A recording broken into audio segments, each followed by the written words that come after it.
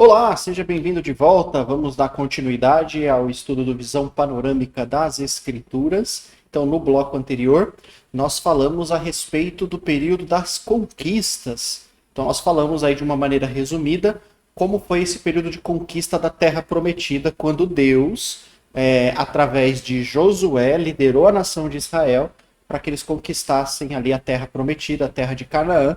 E a história de Josué termina, depois ali das batalhas, você pode ler o texto, ele termina com ele dividindo as terras, né, para as 12 tribos, né, para as 11, na verdade, né, porque não tinha a tribo de Levi, então eles terminam ali dividindo as terras, e aí depois eles entram no período dos juízes, e aí a gente terminou falando, né, na segunda parte do bloco anterior, falando um pouco a respeito do período dos juízes. Então lembra que Israel entra num ciclo vicioso, numa época muito difícil. Então, o período dos juízes dura 300 anos, onde Israel constantemente desobedecia a Deus, Deus trazia castigo, eles se arrependiam, Deus levantava um juiz, esse juiz libertava a nação de Israel, aí eles passavam ali um período, né, de paz e bonança, até que vinha a próxima geração e o processo todo recomeçava, ok? Então, aonde que isso vai parar? Então, a gente vai continuar a nossa história a partir daí, tá bom? Olha lá no slide comigo. A gente vai começar a fazer essa transição do período dos juízes para a monarquia. Então, olha só o que está escrito aqui, ó. Então, a experiência de terror, ou seja, e de opressão. Então, a opressão que Israel constantemente recebia das outras nações, né? Então, pelo qual Israel passou na época dos juízes, levou o povo a um forte desejo. Queremos ter um rei como as outras nações. Então, os capítulos 8 e 9 de 1 Samuel vão registrar a transição de governo, onde Israel deixa de ser governada por juízes e passa a ser governada por reis, né? Que a gente chama isso de monarquia, a pedido do povo. Então, durante esse tempo, as 12 tribos viveram um período conhecido como Reino Unido, né, por cerca de 120 anos, começando com Saul, Davi e Salomão. Então, olha só que interessante. Então, depois desses 300 anos de opressão, e isso faz a gente pensar muito a respeito disso, a conclusão que eles chegam foi a seguinte: nossa, estamos passando por esse período de opressão porque nós não temos um rei. Então, olha só que pensamento errado. Então, eles tinham que ter pensado o quê? Nossa, estamos passando por esse período de opressão, por esse período difícil, porque a gente não está sendo obediente a Deus, porque não estamos obedecendo a Deus, porque estamos indo contra os mandamentos de Deus. E por isso Deus está trazendo castigo para nós. Então, essa deveria ter sido o pensamento deles, mas não foi a conclusão que eles chegaram. A conclusão que eles chegam é o seguinte: nós estamos indo ruim das pernas, né, como se diz, estamos indo mal das pernas, porque nós não temos um rei como as outras nações. E aí eles vão até Samuel, que era um profeta e que também fez esse papel de juiz, né, da nação de Israel. Eles vão até o profeta Samuel e pedem: queremos um rei. Queremos um rei como as outras nações. E é interessante no texto, como você pode ler lá depois, o capítulo 8 e 9 de 1 Samuel, que o profeta Samuel alertou a nação de Israel sobre tudo o que ia acontecer. Então, Samuel fala para eles: vocês querem um rei? Então, ele vai ter uma vida boa, ele vai ter palácio, ele vai ter, né, luxo. E quem vai bancar isso? São vocês. O seu rei vai querer um harém cheio de mulheres. Quem vai fazer parte desse harém? As suas filhas. O rei vai querer soldados, vai querer guardas. Quem vai ser esses soldados e esses guardas? Os seus filhos. Vocês realmente querem um rei? Aí a nação de Israel pensa e diz assim: sim, queremos um rei. Então, mesmo assim, queremos um rei. Mesmo sabendo de tudo que vai acontecer, queremos um rei. Queremos um rei. E, enfim, Samuel fica triste, ele ora a Deus, e Deus vai dar aquilo que a nação de Israel pediu. Deus vai dar a eles um rei. E aí nós entramos nesse período de reinados, né, de reis, que a gente chama de monarquia, ok? E aí a gente vai ver o desenrolar dessa história, tá bom? Vamos lá no slide? Então, Os motivos para pedirem um rei, né? Então, na época, Samuel era o último juiz, a nação conseguiu retomar algumas cidades que eles haviam perdidas por os inimigos, né? Samuel, porém, estava velho, seus filhos, assim como os filhos de Eli, não estavam capacitados para substituí-los, e para piorar a situação, os filisteus voltaram a ser uma grave ameaça. Então parecia o momento adequado para indicar um rei. Então olha quantos problemas a nação estava vivendo, né? E tudo isso por causa da desobediência. Eles não estavam sendo fiéis a Deus.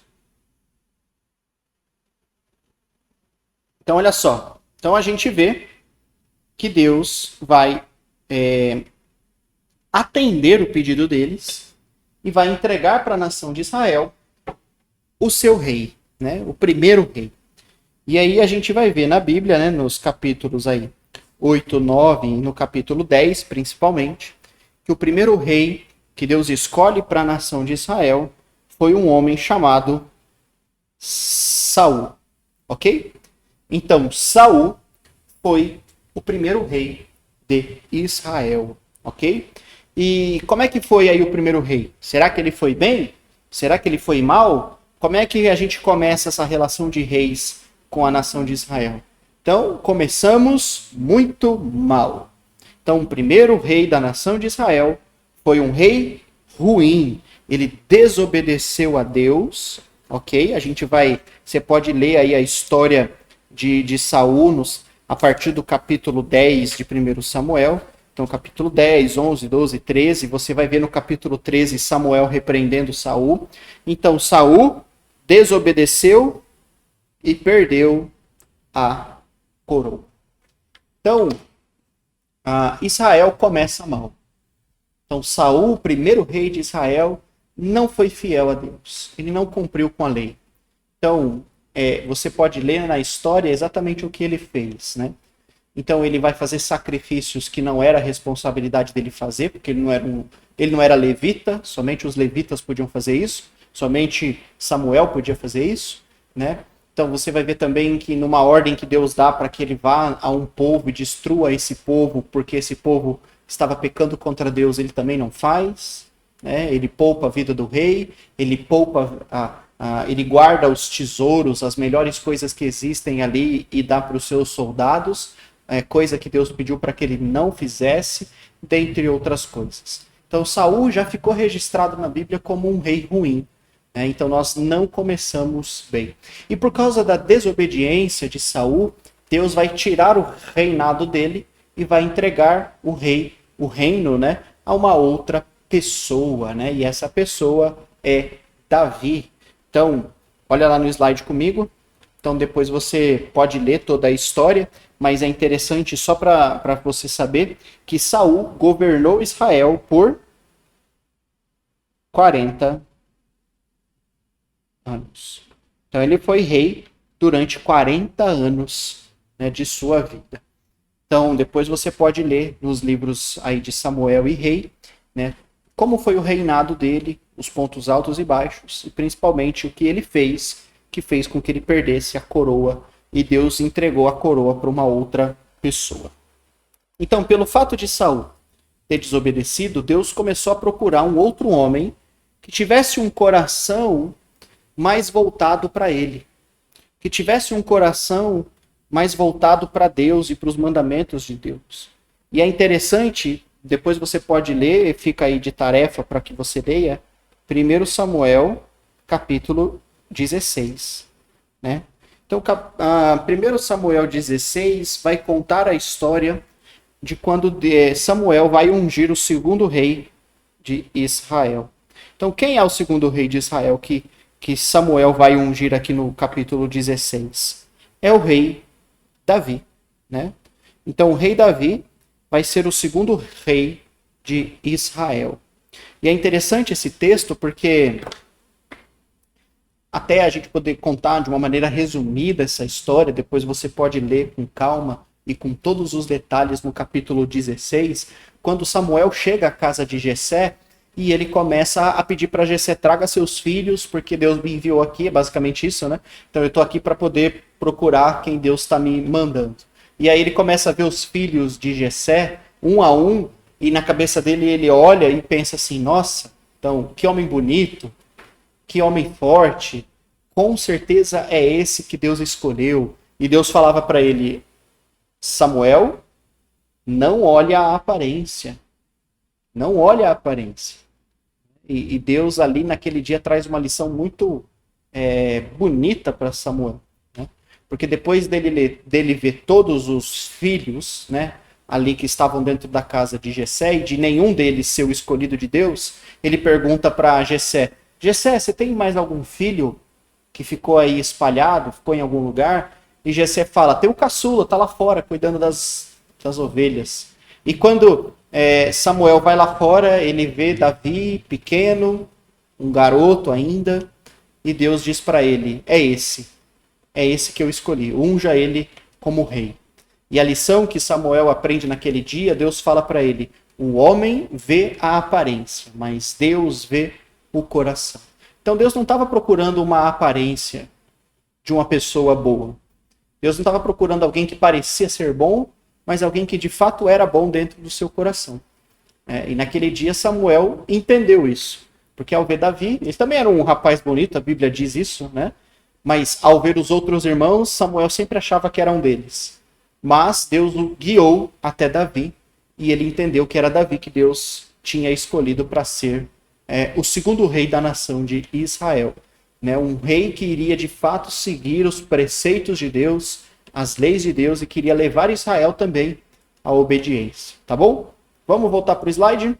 Então, Davi foi o segundo rei de Israel, ok? Então depois você pode ler esses textos aqui também. E olha só, Davi vai ficar marcado. Então a primeira coisa que eu quero que você saiba também é que Davi também vai governar Israel por 40 anos. Então ele também vai ser rei durante 40 anos. E para Davi, Deus vai fazer uma aliança com Davi, seguida de uma promessa. Então olha só a promessa que Deus faz para Davi. Deus promete para Davi que o seu trono e o seu reinado seria eterno. Né? Ou seja, de que um filho de Davi sentaria no trono para sempre. Então Deus promete, esse texto está aqui ó, em 2 Samuel. Ok? Então Deus promete para Davi que a sua descendência, né, que seria dado a eles um trono eterno. Né, que de Davi viria um rei eterno, ok?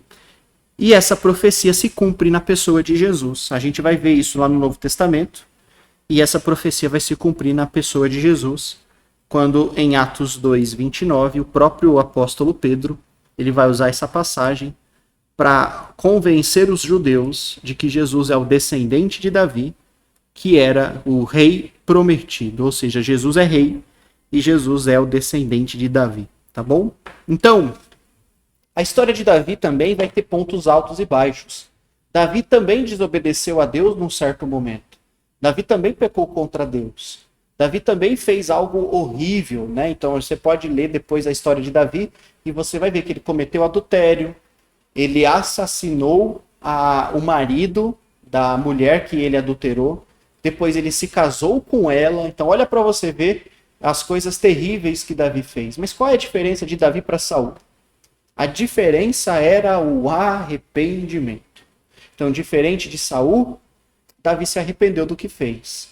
E quando você lê Salmos, né, você pode ler ali em alguns Salmos, orações que Davi fez, principalmente os 51, orações que Davi faz, pedindo perdão a Deus, pedindo clamor a Deus, pedindo misericórdia de Deus. E Davi ficou registrado na Bíblia como o homem segundo o coração de Deus.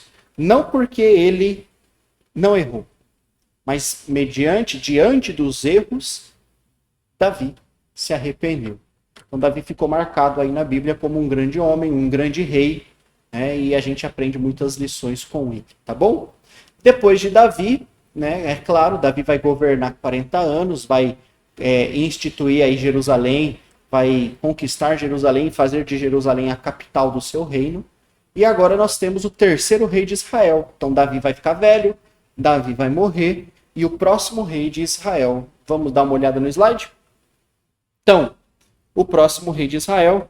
Só pra gente, antes de entrar no próximo rei, né? Tem aqui a genealogia ou a descendência, né? Então, a gente está construindo a genealogia de Jesus desde Adão. Lembra disso? Para cumprir a profecia de Gênesis 3,15. Então, Israel e aqui a pessoa de Davi, né? Que Deus fez a promessa que de seu descendente viria um rei. Então a gente vai continuar construindo isso até chegar em Jesus, tá bom? O terceiro rei de Israel é o filho de Davi, Salomão. Então Salomão foi o terceiro rei de Israel. E ele também governou Israel por 40 anos. Percebeu que os três reis... anos. Então, os três reis, os primeiros três reis, Saul, Davi e Salomão, cada um governou por 40 anos, totalizando, né, 120 anos de reinado. Né? Então, os primeiros 120 anos de monarquia. Vamos falar um pouquinho de Salomão, né? Então, Salomão foi ele quem construiu uma casa para Deus habitar. Então, até então, Israel tinha o tabernáculo, onde eles faziam ali a sua adoração a Deus. Salomão vai construir o templo de Jerusalém, que ele ficou conhecido como o Templo de Salomão, né? Então, o primeiro templo de Israel. Então, é Salomão que vai começar e vai executar essa obra e vai concluir essa obra, né? Então, Salomão vai construir o templo de Jerusalém. Então, que é a casa que Deus habitava, né? Então, o templo de Jerusalém. Salomão também se tornou o rei mais rico. Então, no reinado de Salomão, foi a época mais próspera da nação de Israel. Então, Israel foi muito próspera. Mas, ao mesmo tempo, lembre-se disso, também foi o período onde os israelitas pagavam mais impostos. Você lembra o que Samuel disse para a nação quando eles pediram um rei? Um rei tem palácio, um rei tem harém, um rei precisa de soldados, um rei vai ter muito luxo, vocês vão pagar isso. E talvez seja nesse período do rei Salomão, os 40 anos onde Israel mais viveu isso na prática, porque você vai ler aí a história de Salomão e você vai ver que foi um reinado marcado por muito luxo, né? Então, muito luxo, e os impostos eram muito altos para poder bancar tudo isso, tá bom? Tornou-se o rei então mais rico, mais sábio. Ele pede sabedoria a Deus e Deus dá muita sabedoria. A Bíblia diz que não houve homem mais sábio do que Salomão. Mas também cometeu um pecado contra Deus. E ele leva toda a nação de Israel à idolatria. E isso vai causar o quê? A divisão. Uma divisão do reino. Então, olha só que interessante, né? Então, Salomão, ele vai ter muitos casamentos. Salomão vai casar com centenas de mulheres, né? E esses casamentos vão trazer problemas para Salomão, porque essas mulheres... Então, Salomão se casa com muitas mulheres. Então, a Bíblia diz que ele teve 1000 mulheres entre princesas e concubinas. Então, mais de 1000 mulheres Salomão teve. E muitas dessas mulheres, princesas, quando ele casava para fazer essas relações comerciais, essas mulheres vinham morar em Israel e elas traziam seus deuses. E Salomão, para agradar essas mulheres, começa a construir altares idólatras. E isso vai levá-lo à idolatria. E isso vai levar também a nação de Israel a praticar idolatria contra Deus. E isso vai trazer sérias consequências, né? A gente vai ver essas consequências aí nos próximos blocos, tá? Então a gente vai ver o que vai acontecer, né, que esse reino vai se dividir. Então isso foi um castigo de Deus, né? Ou seja, por causa da desobediência de Salomão, Deus disse que iria dividir o reino dele, né? Mas por causa da promessa que fez para Davi, uma parte desse reinado sempre ficaria com a casa de Davi, né? Os descendentes de Davi, para que se cumprisse a profecia a respeito de Jesus, tá? Então aqui um mapa só para você ver, para a gente poder terminar esse bloco. Então um mapa que mostra aí as 12 tribos de Israel, né? E esse Reino Unido, esses 3 reis governaram as 12 tribos, ok? Mas a partir de agora, esse reino vai ser dividido no meio. E a gente vai ver aí o decorrer dessa história, tá bom? Então, Salomão provavelmente também se arrependeu no final da sua vida. Então, você pode ler, por exemplo, o livro de Provérbios e o livro de Eclesiastes, que também foram escritos pelo rei Salomão. Então, são livros que trazem muitas reflexões, trazem muitos aprendizados a respeito da vida, trazem muitos pensamentos sobre o propósito da vida. Talvez os últimos capítulos de Eclesiastes mostram muito para nós aí o coração de Salomão, onde ele fala assim, olha, de tudo que se tem ouvido falar, a suma é, tema a Deus e siga os seus mandamentos, porque isso é o dever de todo homem. Porque um dia todos nós deveremos estar diante de Deus e prestar contas de tudo que a gente fez. Quer sejam coisas boas, quer sejam coisas más. Então, essa foi a conclusão que Salomão chegou na sua vida.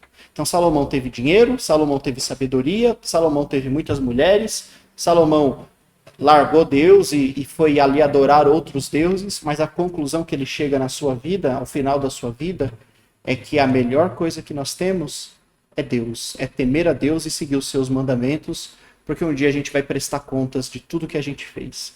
Então Salomão também errou, mas provavelmente aí se arrependeu e voltou aos caminhos de Deus. Mas isso trouxe consequências para a nação de Israel. Então, Salomão vai ficar velho, Salomão vai morrer, e o próximo rei de Israel, que é o filho de Salomão, Roboão, vai tomar uma atitude errada, e isso vai causar uma grande divisão dentro do reino de Israel, tá bom? Então, a gente continua no próximo bloco.